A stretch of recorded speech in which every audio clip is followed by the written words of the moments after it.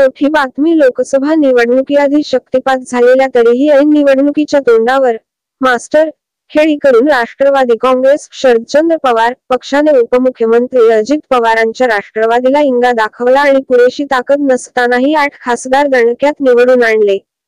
विधानसभा निवडणुकीच्या तोंडावर प्रचंड बळ चढलेल्या पवार साहेबांच्या राष्ट्रवादीने पिंपरी चिंचवडमध्ये अजितदादांच्या पक्षाला भगदाड पाडले असून त्यांचा पुढचे काही दिवस अजितदादांच्या गटातील बड्या नेत्यांना गळाला लावण्याचा प्रयत्न असू शकतो।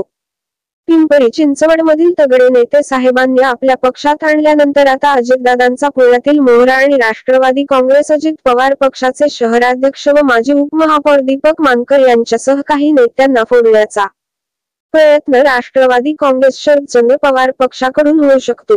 शिंदे फडणवीसांशी घरोबा ठेवून वेगळी चूल मांडता येणार नसल्याचे हेरून आणि आमदारकीसाठी वाटेल तशी ताकद लावणारे दीपक मानकर पवार साहेबांच्या राष्ट्रवादीत परतू शकतात।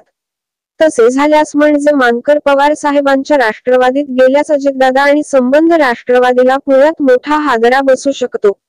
मानकरांमागे डझनभर माजी नगरसेवक पुन्हा एकदा पवार साहेबांचं नेतृत्व मान्य करण्याची शक्यता नाकारता येत नाही। लोकसभा निवडणुकीनंतर नव्या किंवा जुन्याच नेत्यांच्या पक्षप्रवेशासाठी रोज 2 तास पवार साहेब घालवत असल्याने पक्षांतराचा मोठे धमके होण्याची चिन्हे आहेत।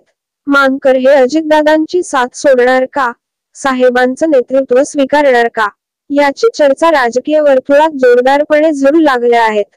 या शक्यतांच्या पार्श्वभूमीवर मानकर खरोखरच पवार साहेबांच्या राष्ट्रवादीत जाणार का असा सवाल त्याच दरम्यान मानकरकांनी माध्यमांसमोर आपली बाजू मांडली, पण तरीही त्यांच्या पक्षप्रवेशाची सुरू झालेली चर्चा थांबलेली नाही।